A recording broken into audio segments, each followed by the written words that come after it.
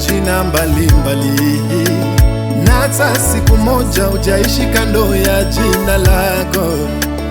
Kwa kweli Baba, una majina mbalimbali, na hata siku moja hujaishi kando ya jina lako.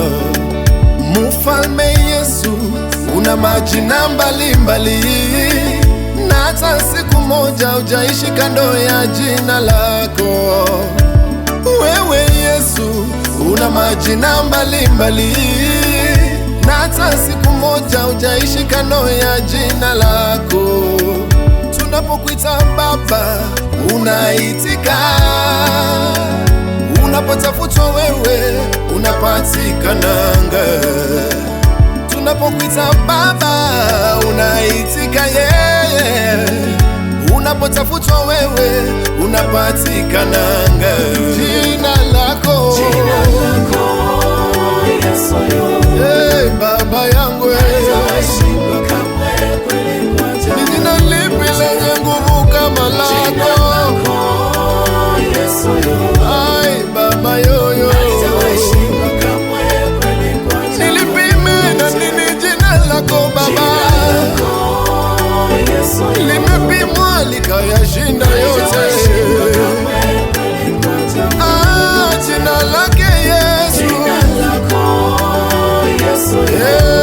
jina lako Baba, neno lako lasema, Bwana ni mchungaji wangu, kamwe sitapungukiwa na kitu. Kwa jina lako Yesu, nguvu na ushindi unapatikana. Nitainua jina hilo siku zote. Hakuna jina jingine lenye uzima. Yesu Kristo, jina juu ya yote. Petro na Yohana walimkuta kiwete mlangoni, huku wakiomba sadaka hekaluni. Petro akamwambia, fedha na dhahabu mimi sina, lakini nilicho ndacho ndicho nikupacho. Kwa jina la Yesu simama na uende. Kwa jina la Yesu Kristo uzima ukapatikana.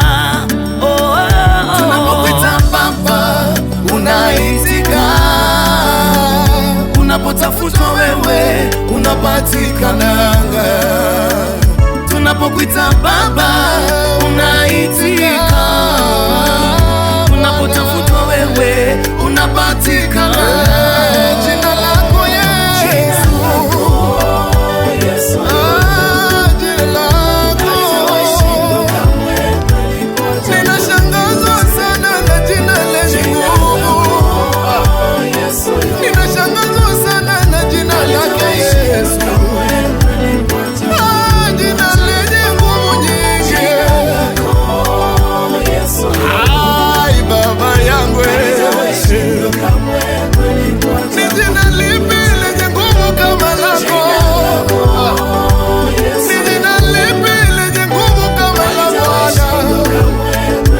Jina la Yesu limeinuliwa juu ya miungu yote.